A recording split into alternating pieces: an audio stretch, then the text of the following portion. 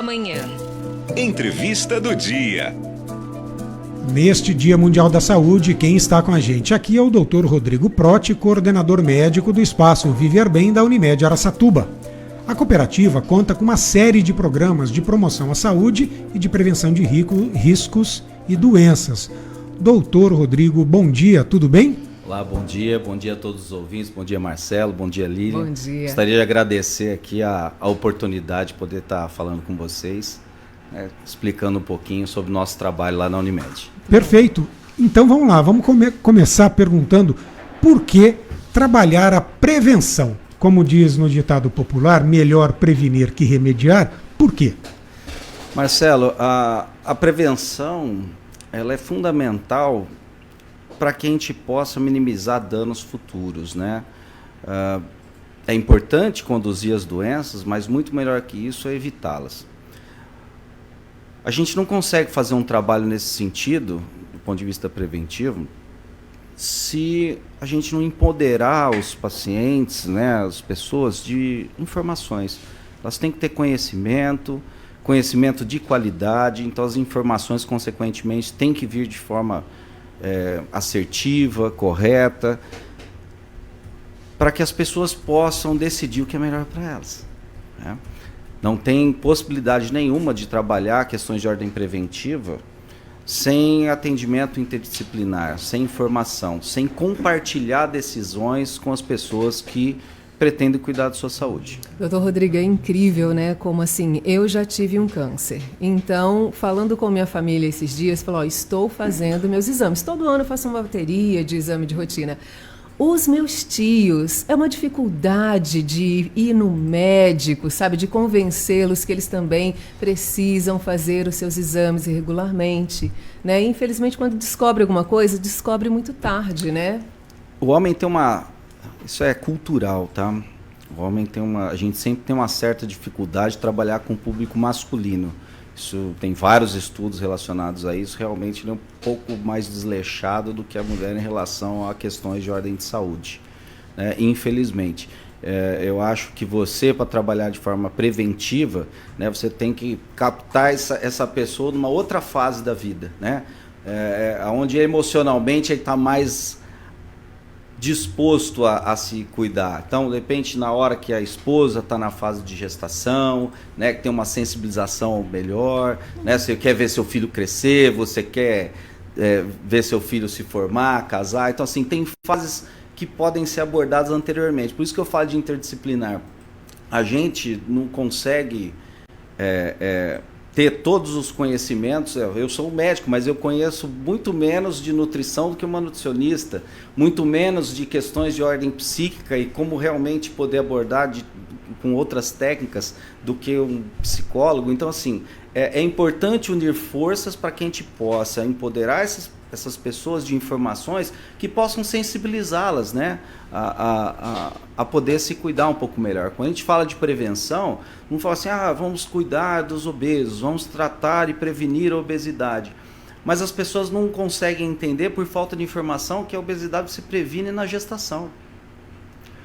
Se você tem uma mãe que está pré-diabética, não se cuida, se você tem um parto prematuro, você tem questões que vão influenciar, por exemplo, na obesidade infantil futuramente.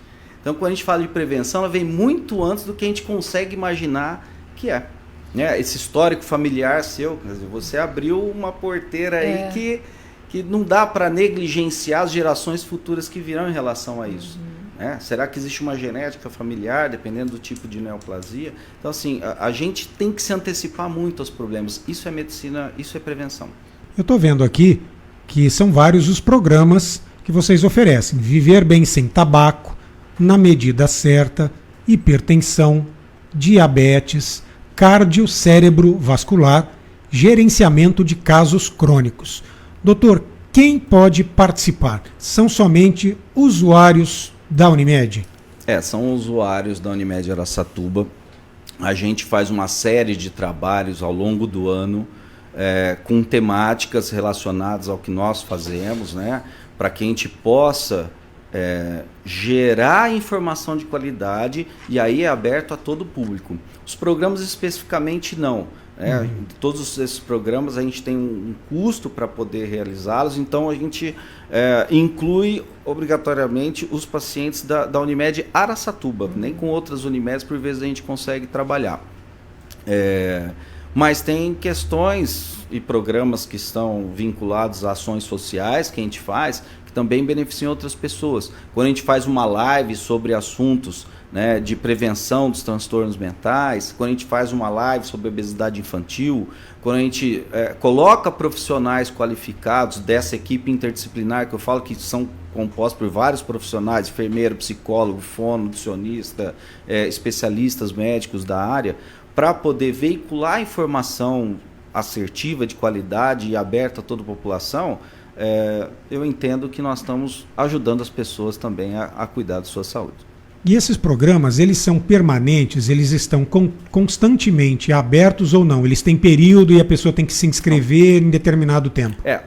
As inscrições são abertas 365 a todo dias no momento. ano. Perfeito. Entra lá, entra em contato, aquela pessoa ela entra numa lista, ela vai ser abordada, né, pela equipe para poder iniciar. Esses grupos podem se iniciar semanalmente, depende da demanda, da procura, né? Quanto mais demanda tiver, maior o número de grupos que a gente é capaz de iniciar. Então, assim, eu dependo da demanda. A capacidade de multiplicação, ela é infinita. A gente pode criar quantos grupos quiser, independente do assunto. Muito bom. Um tempo, eu sempre gosto de dar testemunha. Eu sou metido, enfim. Fique à vontade. Eu, quando morei em outra cidade, antes de retornar para Araçatuba, porque eu saí, trabalhei fora, voltei, e eu era beneficiário da Unimed em outro local também, na outra cidade, eu que tinha sérios problemas de saúde, eu participei de grupos, para mim me fez um bem enorme. Hoje eu não participo porque eu sou uma pessoa bem mais saudável do que eu era, mas eu estava vendo aqui, eu participo de uma ação, eu continuo participando e eu não me dei conta disso. Por exemplo, vocês têm outros projetos para além dos programas, como a corrida da Unimed, a Unimed Run. Eu participo, eu acho que eu já participei de duas ou três. Né? São 3 edições. Então tem também, olha, tem aqui o incentivo a projetos esportivos, ações, né, de datas específicas, tem aí datas comemorativas e sazonais, e tem a corrida. E eu não tinha. Falei, nossa, eu nunca participei desses programas Araçatuba. De fato, dos programas não, mas das atividades sim, além de já ter utilizado de forma recorrente o hospital, ainda bem que não tenho precisado ultimamente, né? Muito bom. Então quer dizer, para além dos programas, para além de tudo que é oferecido, ainda existem essas ações que eu vou me dar a liberdade de chamar de sociais, junto à comunidade e abertas a toda a população. Perfeitamente. Como eu digo, a gente, apesar de colocar a marca Unimed, não mede esforço para tentar multiplicar esse tipo de ação social. A gente tem buscado muito parcerias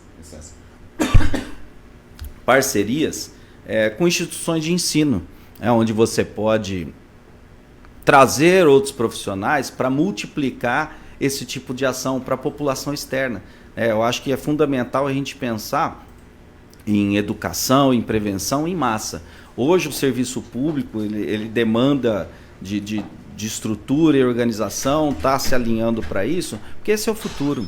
Essa visão de centralizar no hospital, essa visão de centralizar no médico, ela está fora de moda, vamos dizer assim.